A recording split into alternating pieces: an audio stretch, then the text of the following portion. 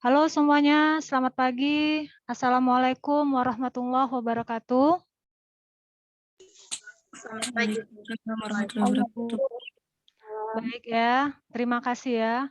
Hari ini kita masuk pertemuan pertama ya di semester kedua ya. Nah, hari ini kamu akan mempelajari mata kuliah akuntansi biaya ya, di mana dosen pengampunya adalah saya ya. Perkenalkan, Dek, nama saya Siti Dini. Sebagaimana yang ada di sistem kamu telah ketahui, saya adalah dosen pengampu mata kuliah akuntansi biaya ya. Nah, berhubung kita masih di masa pandemik, jadi sistem pengajaran kita melalui daring ya. Ya, melalui daring ya, yaitu berupa Zoom dan Spada ya. Jadi ada beberapa hal yang harus saya sampaikan sebelum kita memasuki topik ya. Apa-apa aja itu, Bu? Sebentar, saya share ya. Nah, apakah terlihat di sana screen sharing yang saya bagikan ini? Sudah, Bu.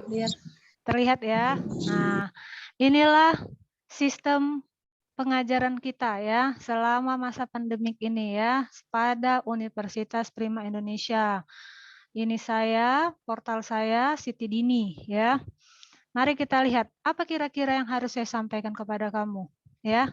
Yang pertama ya, sistem pengajaran ya. Nah, sistem pengajaran kita melalui sistem ini ada 3 bagian ya yang harus kita lalui atau kamu lalui ya bersama. Apa itu kira-kira, Bu? Yang pertama, kamu harus mengerjakan pretest ya. Didahului dengan pretest ya. Kira-kira pretest itu apa? Tes untuk mengetahui apakah peserta mengetahui materi yang akan diajarkan ya atau materi setelah ya. Jadi setiap topik ada pretest ya. Misalnya topik 1 masuk ke topik 2, ada pretest di topik 2 mengenai topik 1 ya. Nah, itu dia. Adapun penyekatan nilai di sini ya. Minimal 70 ya. Baru kamu bisa masuk ke topik. Nah, di topik itu biasanya saya kasihkan password untuk absensi kita ya. Namun ini pertemuan pertama, password ini akan saya bagikan secara gratis ya. Apa kira-kira passwordnya? Indonesia. Jadi nanti silahkan kamu isi absensimu setelah Zoom ini berakhir ya. Nah, setelah kamu baca topik, kamu harus mengerjakan namanya post test ya. Apa itu tujuannya? Untuk memperoleh gambaran tentang kemampuan yang dicapai setelah berakhirnya penyampaian pelajaran. Nah, ini juga ada penyekatan nilai ya. Ada penyekatan nilai kalau soalnya pilihan berganda. Ya, kalau masih topik 1, 2, 3 masih pilihan berganda ya. Sama nilainya minimal 70 untuk masuk ke pertemuan berikutnya ya. Nah, inilah yang pertama yang harus sampaikan. Sejauh ini ada pertanyaanmu, Dek? Belum ya? Belum ada ya. Tapi kalau ada kira-kira pertanyaan yang unek-unek di hati, boleh interupsi saja ya. Nah, di sini saya utarakan interaksi antar mahasiswa dengan dosen digunakan forum diskusi dan video conference ya. Forum diskusinya berupa apa? Bisa di sini ya. Ada berupa chat dan ada forumnya ya. Tapi kalau misalnya terhalang oleh sinyal, lebih mudah di grup WA, boleh saja kita diskusikan bersama hanya di grup WA ya. Nah, ini dia. Dosen pengampu mata kuliah. Tertera nama saya di sini ya. Nah, ini wadah untuk mengisi absensi. Kalau kamu 2 pagi berarti klik di sini, silahkan ya. Apalagi yang terakhir yang ingin saya sampaikan, ada namanya rencana pembelajaran semester ya. Ini dia.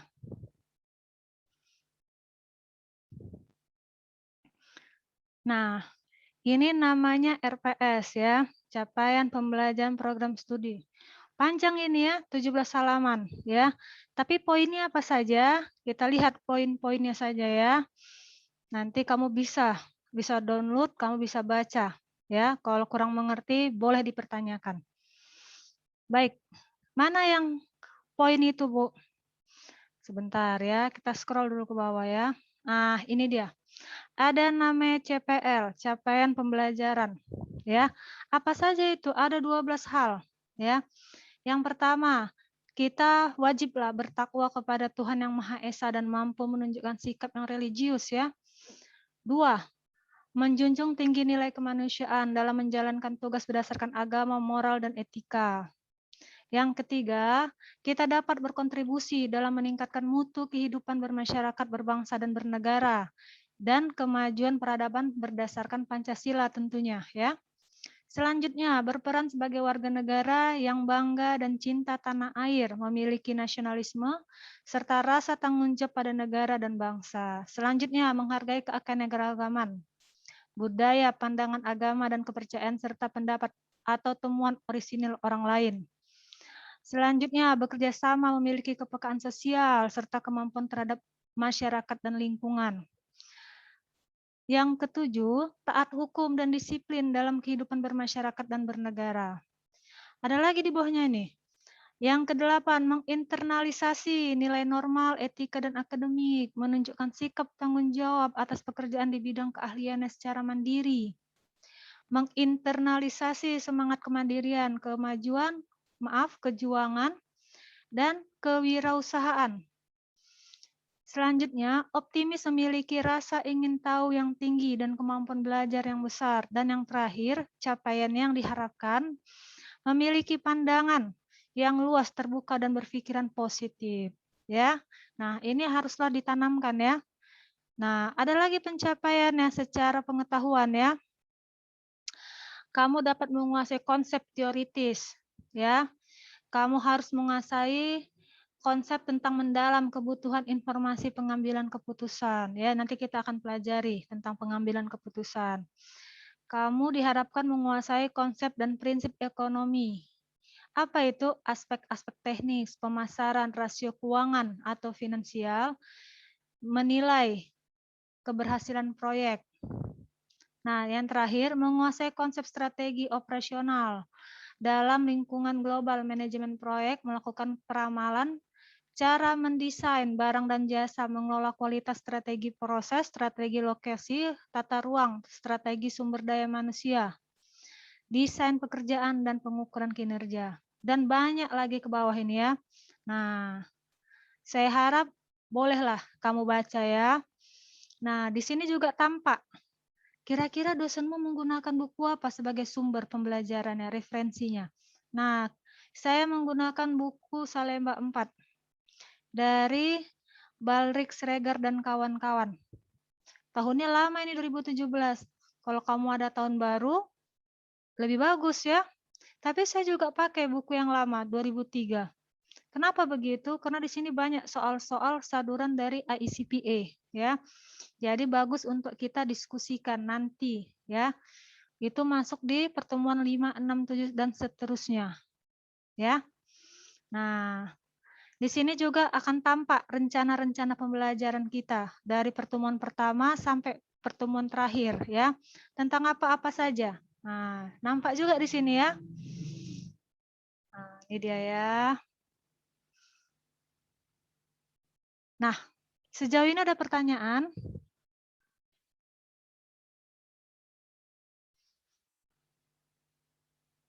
Belum ada, Bu? Belum ya. Kalau belum ada, mari kita masuk ya ke topik. Tapi satu lagi yang mau saya utarakan ya, tentang penilaian. Ya, itu penting juga ya, biar kita bisa pahami bersama ya. Bagaimana tentang penilaian, Bu? Seperti yang semester 1 dan mata kuliah yang udah kamu lalui, penilaian itu ada 4 bagian ya, porsinya. Yaitu UTS 30%, UAS 40%, apalagi yang kira-kira 4 tambah 3, 7. Absensi. Apalagi yang mau dinilai yang biasanya? Siapa yang tahu?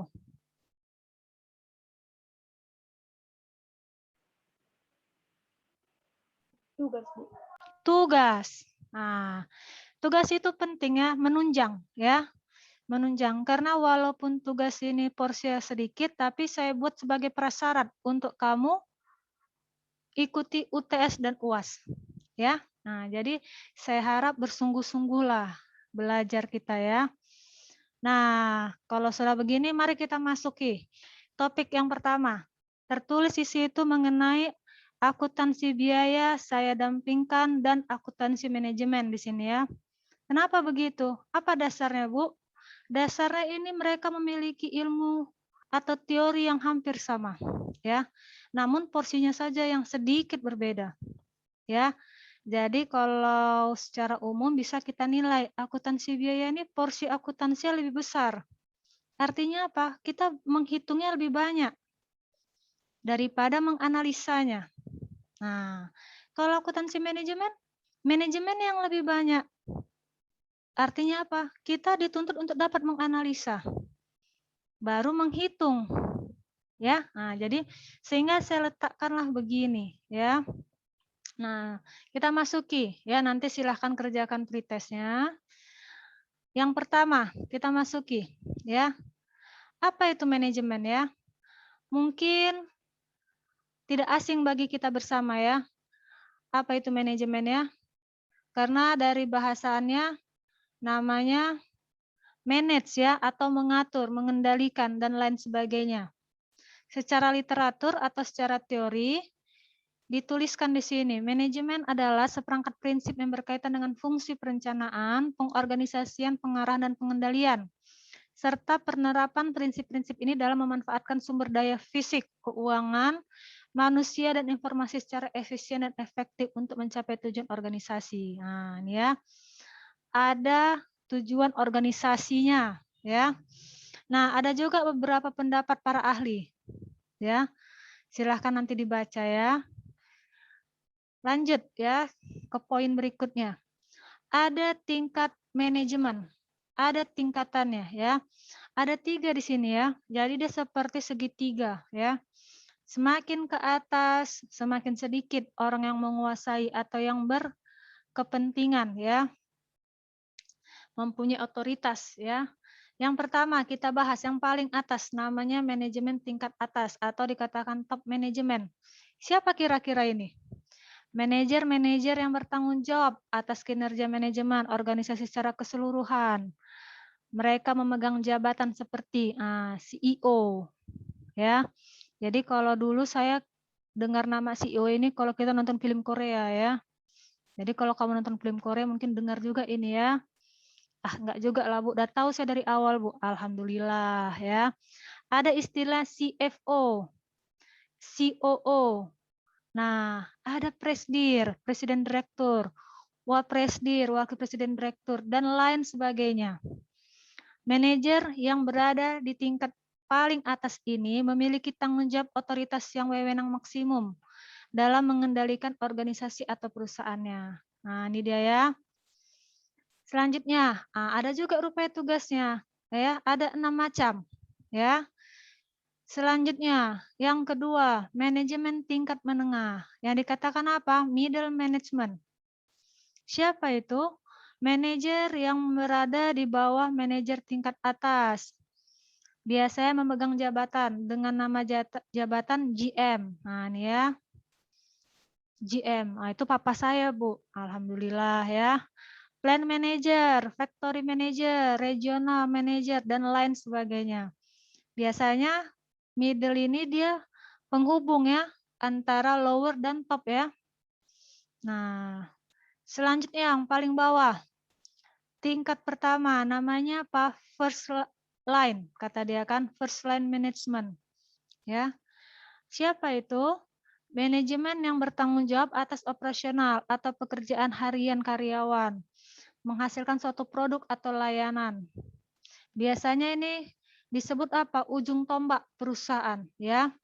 Kenapa? Biasanya memegang jabatan seperti departemen manager, section manager, ya, atau mandor, atau yang kita kenal namanya supervisor. Nah, ini dia ya.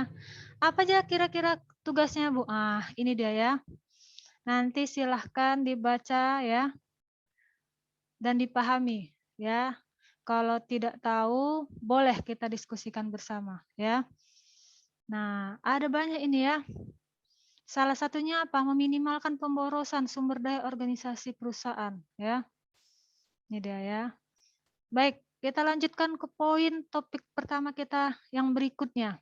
Setelah kita ketahui manajemen secara umum, kita harus tahu juga ya fungsi-fungsinya kira-kira apa aja ya.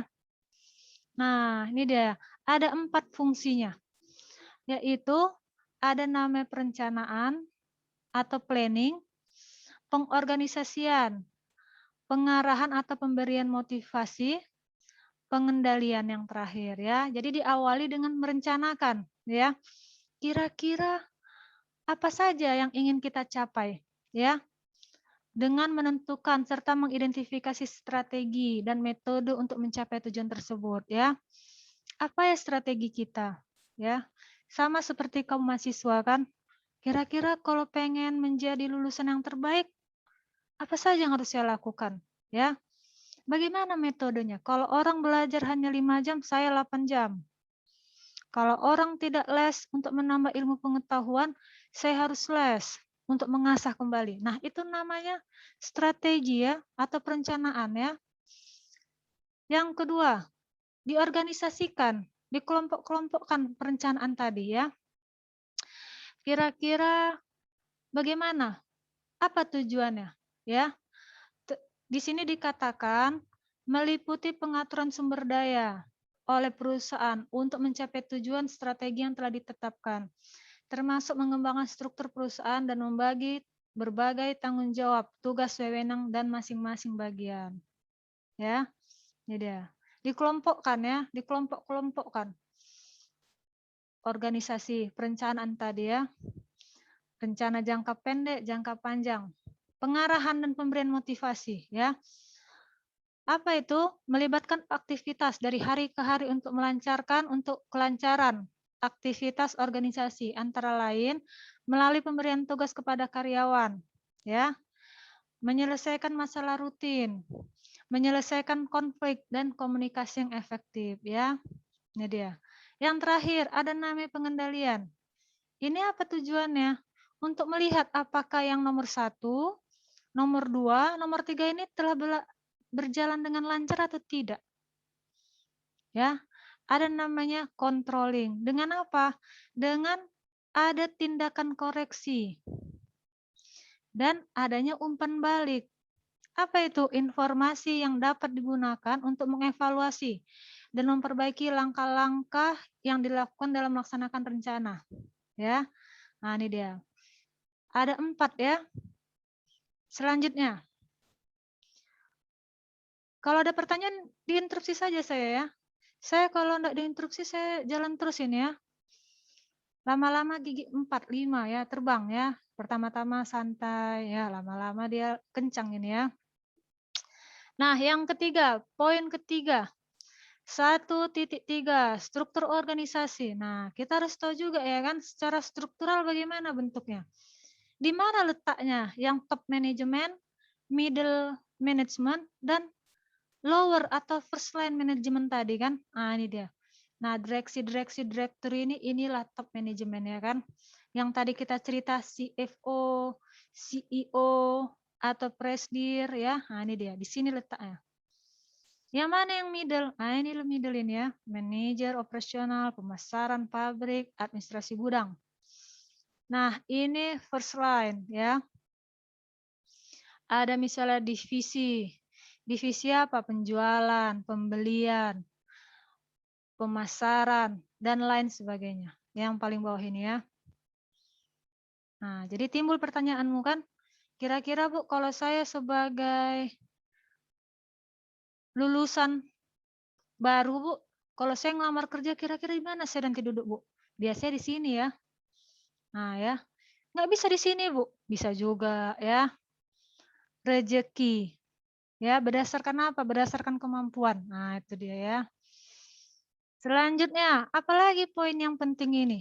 Nah, kita lihat dulu yang ini ya. akuntansi manajemen, akuntansi keuangan, dan akuntansi biaya. Ya, ini dia. Kenapa begitu? Secara garis besar, akuntansi itu dibagi dalam dua hal. Akuntansi keuangan dan akuntansi manajemen ya. Nah, akuntansi di mana letaknya, Bu? Di antara keduanya. Ya. Nah, kalau secara umum biasanya kita menyebut akuntansi keuangan inilah akuntansi. Akuntansi manajemen inilah menamakan manajemen, ya.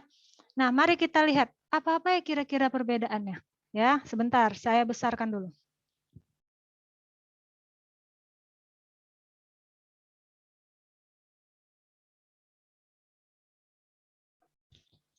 Nah, ini dia ya beberapa perbedaan antara akuntansi manajemen dan akuntansi keuangan, ya. Yang pertama dikatakan target pengguna. Nah, kalau akuntansi manajemen ini dikatakan berfokus pada penyedia informasi untuk pengguna internal saja. Kalau akuntansi keuangan untuk pengguna eksternal. Apa yang dia gunakan? Informasi tersebut. Tentu dalam bentuk laporan ya. Dalam bentuk laporan. Jadi kalau di akuntansi, kita sudah mengenal laporan keuangan namanya ya. Bentuknya baku. Ya. Dari zaman dulu sampai zaman sekarang hanya ada 5. Ya. Jadi harus diingat kembali ya semester 1 ya. Dimulai dari mana? Laba rugi, perubahan ekuitas, neraca, arus kas, dan yang terakhir catatan atas laporan keuangan. Nah, jadi ingat-ingat ya, mesti diasah terus ya, diasah terus ya. Nah, pengguna internal ini siapa? Kalau manajemen ini Bu, inilah yang kamu tengok tadi dalam struktur organisasi. Ya kan? Dari top sampai lower. Ya. Dari presdir sampai karyawan biasa. Ya. Nah, itu dia. Kalau eksternal ini siapa contohnya ini? Bisa pemerintah, bisa investor, ya kan? Kayak mana pula itu Bu contohnya Bu? Ya kan? Kalau misalnya investor, dia mau berinvestasi dalam perusahaan kita kan? Dia tidak akan tanya-tanya kiri kanan oke ya. Dia lihat saja berdasarkan laporan keuangan kita. Apa yang dia lihat? Kinerja perusahaan kita. Melalui apa itu Bu? Melalui rasio keuangan namanya. Nanti kita pelajari ya.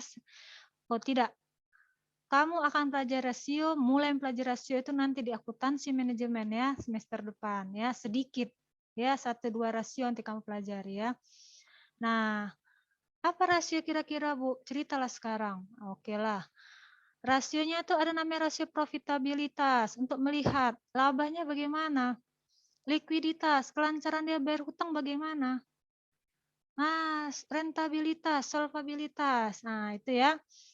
Nah, selanjutnya batasan input dan proses.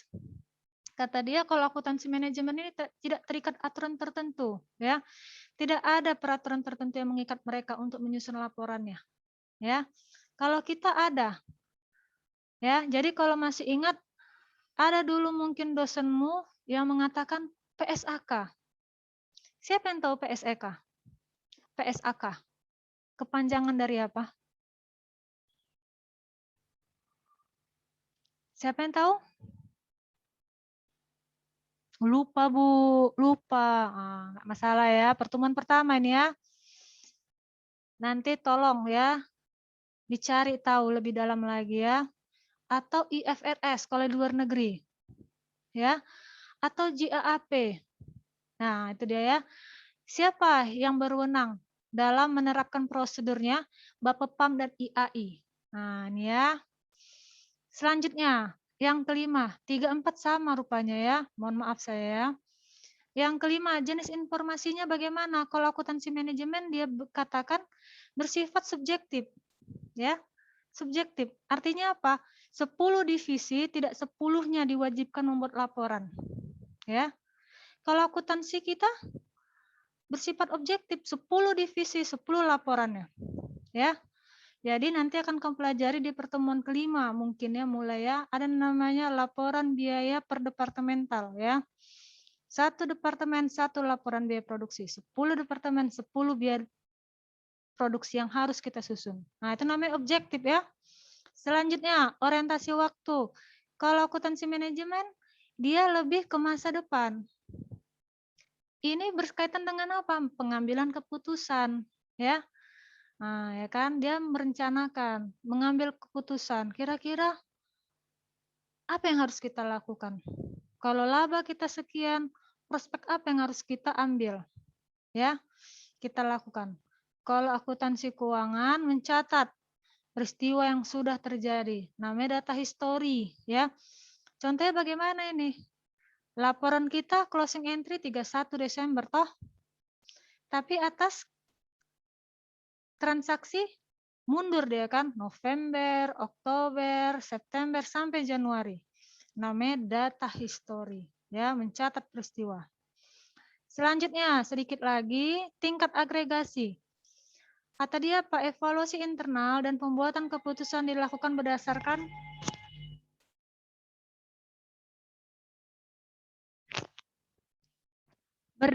informasi yang sangat detail. Detail deh ya. Nah, seperti apa ini, Bu? Seperti kalau di laporan keuangan, dia seperti catatan atas laporan keuangan, ya. Kayak mana itu? Misalnya di laporan laba rugi, nampak kamu penjualannya 7 miliar. Apakah di situ terlihat penjualan kemana saja? Tidak ya? Artinya tidak detail ya. Nah, detailnya bagaimana? Buka di chart-nya. Akan nampak di situ, kemana aja 7 miliar ini. Nah, itu dia, itu artinya detail ya. Kalau akuntansi keuangan, informasi disediakan berfokus pada kinerja perusahaan secara keseluruhan. Selanjutnya, kedalaman. Kata dia bersifat multidisipliner, ya. Kalau akuntansi keuangan lebih spesifik, keakuratan dan tepat waktu. Kalau akuntansi manajemen, dia lebih menekankan pada ketepat waktuan, ya. Harus tepat waktu laporannya. Kalau akuntansi keuangan lebih akurat. Jadi kalau tidak akurat, tidak sesuai, dia tidak akan listing, tidak akan publish. Ya, dia akan tunda. Lebih bagus akurat daripada tepat waktu, ya. Kalau yang terakhir, verifikasi dan relevansi, lebih menekankan pada relevansi terhadap perencanaan dan pengendalian. Kalau keuangan, kemampuan verifikasi. Nah, ini biasanya orang-orang audit ini ya. Nah, sampailah di akhir topik kita. Kira-kira ada pertanyaannya, Dek?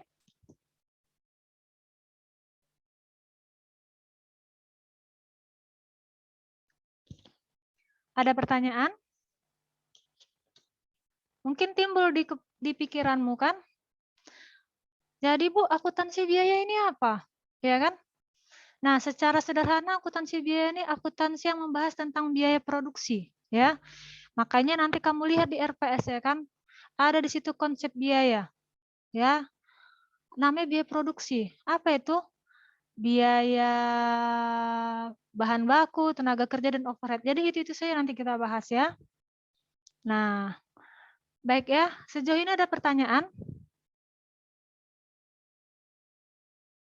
Adakah pertanyaan?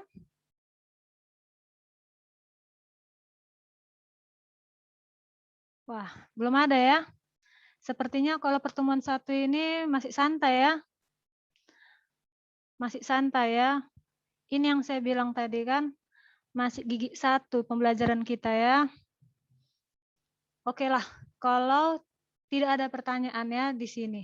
Namun kalau kamu merasa ada pertanyaan setelah kamu baca lagi topik ini diulang-ulang, boleh kamu utarakan pertanyaanmu di forum diskusi atau grup WA kita, ya. Kita bahas bersama, ya. Nah, kalau begitu saya akhirilah pertemuan pertama kita ya. Tentu saya berharap kamu dapat hadir tepat waktu di pertemuan berikutnya, ya. Jadi hanya waktu 5 sampai 10 menit dari waktu Zoom yang kita tentukan yang akan saya terima kehadirannya, ya. Nah, kalau begitu saya akhiri ya pertemuan 1. Saya ucapkan selamat pagi semuanya. Sampai jumpa. Pagi, Bu. Pagi, Bu. Pagi, Bu.